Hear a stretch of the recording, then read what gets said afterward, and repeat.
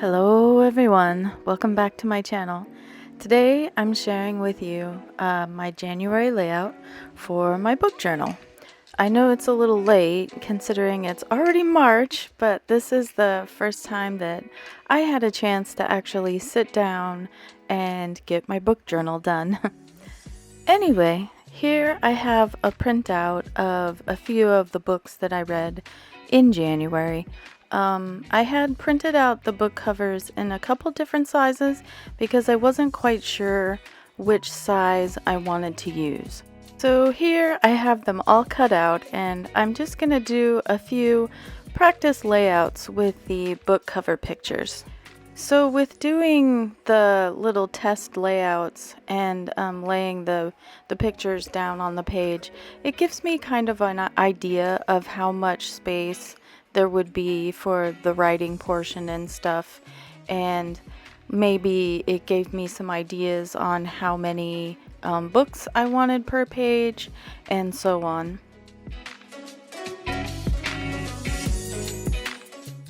Ultimately, I decided that I wanted to use the larger pictures because I'm a very visual person and I really like seeing the illustrated covers of the books. As I'm an illustrator myself, it's just really lovely to see these designs. So I wanted to have enough space for my writing, of course, but also be able to show a nice picture of the illustration. For the first page, as you can see, I've decided to do a side-by-side, like do the layout in columns, and I even have a little scrap piece of paper that is my like little stand-in for my writing, and I'm using my little glue tape dispenser to go ahead and permanently stick these onto the page.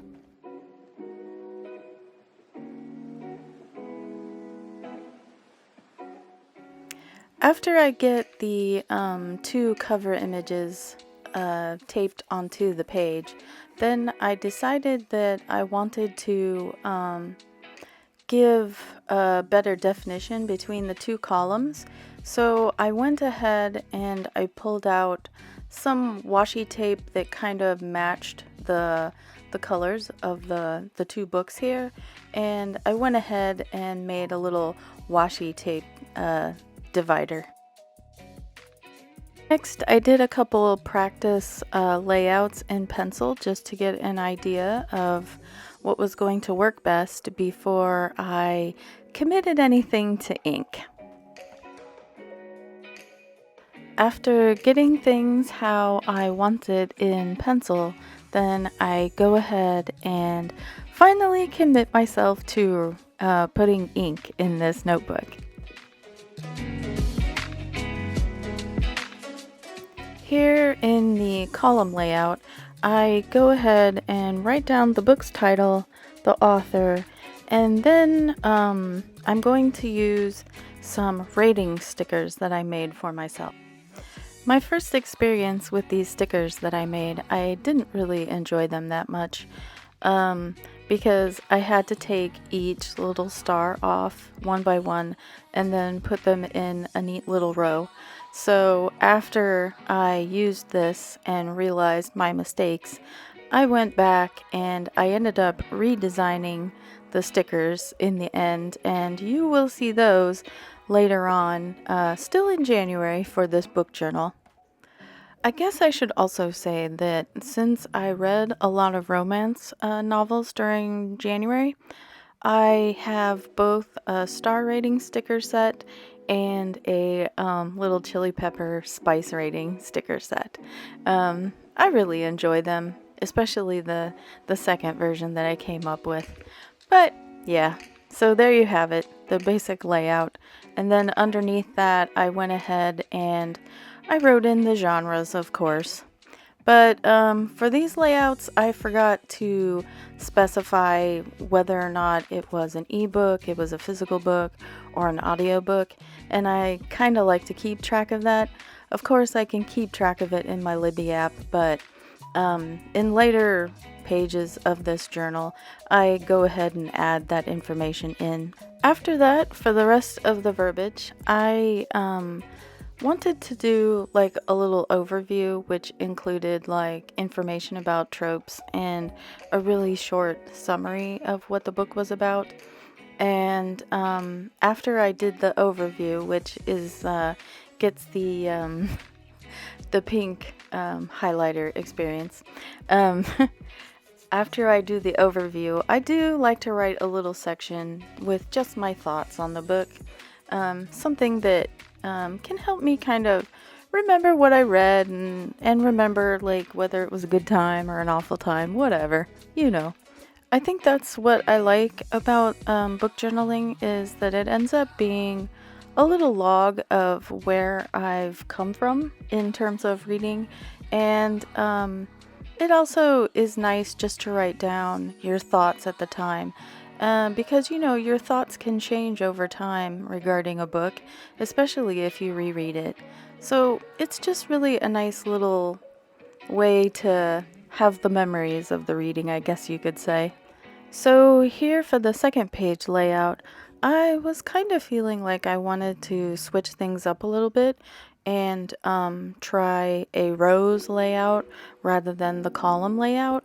And so yeah, that's what I went ahead and did because I don't really feel like I need to have a consistent layout in my book, because part of journaling for me is kind of, you know, just figuring out new layouts, trying new things, seeing what is going to work nice, seeing what makes me happy, you know, that kind of stuff. So here on the second page, I decide to go ahead and use the washi tape again to be the divider for the rows. I also still go about things the same way. I practice in pencil first before I commit anything to ink. And I also decided that I was going to try to get a little more fancy with my lettering, and I was going to try some cursive, which I know how to do, but I still feel my handwriting is kind of a hot mess, so there's that. But I'm still glad that I tried it in the end, because I really enjoy seeing variety on the page, and for some reason it just, I don't know, it makes my book look more handmade, more homey, I guess, and I like that. I like variety, yeah, and I enjoy my illustrations.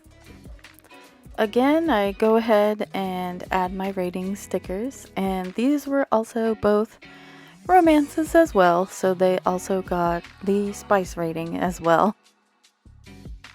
One of the nice things about the sticker paper I used though was that I can easily peel them off and move them around, so I was able to try out putting the ratings you know, one under the other, but ultimately I decided to leave them like all in one row all the way across. After that, it was down to business, writing down my book overviews, which are kind of like the summary, like I already said, and then writing out my thoughts. In the end, as I was finishing up page 2, I was really liking how the 2 pages came together. I just really like the variety of having one page be rows and another page be columns. I just think that kind of variety looks nice, and that's just kind of my jam. It may not be other people's jam, but it certainly is mine. I think they say variety is the spice of life, don't they?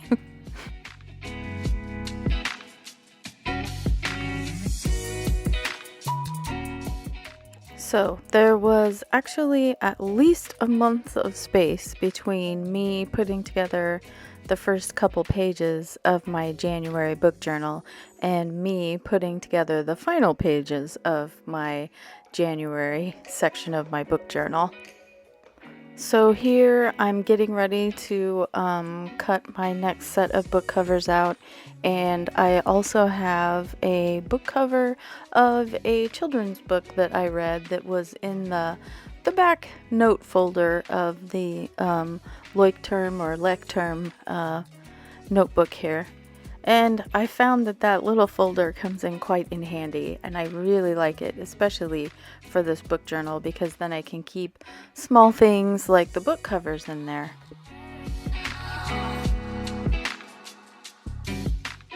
So for the next page here, I decided that I wanted to do another rows over rows style page.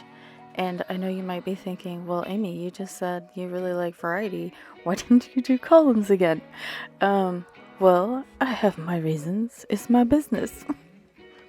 All things aside, though, it was going to work out better for what I planned to do with the end of the last page, because I have 3 books, and so that 4th page there is only going to have 1 book on it, and I wanted to save the bottom of the page for just me to write in some notes about stats. So I thought the rows layout was going to look a lot better. As it had been a while since I had done book journaling, I flipped back and forth several times between the page I was working on and what I had done previously, just so I could get an idea, remind myself exactly what I had going on there with, like, the specific information like title, author, genre, and so on.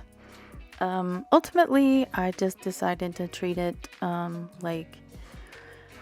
align it all to the left, all of my text, and I did start adding in whether or not it was an audiobook or not. These are my new stickers. All of the stars are together in a row, and all of the spices are together in a row. So they were much, much easier to use. Peeling them, though, could be a little bit of a nuisance. And yeah, so that was significantly easier, and I think it looks a lot nicer, to be honest. Same thing again is happening on these pages. I decide to keep with my little overview, just giving the overview area, and then leaving space to write down my personal thoughts on the book. I also decided to switch up the color scheme a little bit, and I used highlighter colors that matched the book covers, and thankfully both of the book covers were in the realm of purples and pinks, so I used purple and pink, and it was very easy to keep the colors on point. This time, for the divider between the rows, I did use washi tape again, but I wanted to make the row divider a little bit wider, so I just went ahead and added a little stripe of my purple highlighter just to, spice things up a bit, I guess. I know it's not a huge change, but I feel like when you're journaling and you make these small changes to your layouts, that they all add up in the end. So my last book for January is actually a little children's book. It was one that I got as a Christmas gift, and it was a cute little book, and I enjoyed seeing the illustrations. But you may be wondering why, after reading so many spicy romances, I decided to hop on and read a children's book. An illustrated one, no less. Well, that is because of my my book bingo. I wanted to put a few things on there for reading that would kind of break me out of the genres that I have a tendency to stick with a lot. So I put down I wanted to read an illustrated children's book. And so thus I did, and it was actually just serendipity that I got a children's book for Christmas, so go figure. So with that book, we now come to the end of my January reading. So with the last half of this page, I decided it was going to be like a little January wrap-up section, and I was going to write down a few stats and my thoughts overall on my journaling experience for January, or my reading experience, both even. I started out really freeform style, and I started with the fact that I read 6 romance novels and 1 children's book, so that makes 7 total books. I also quickly decided that this was going to require some stickers, so I found a few reading themed stickers to fit in here, just to make it more cutesy, more fun.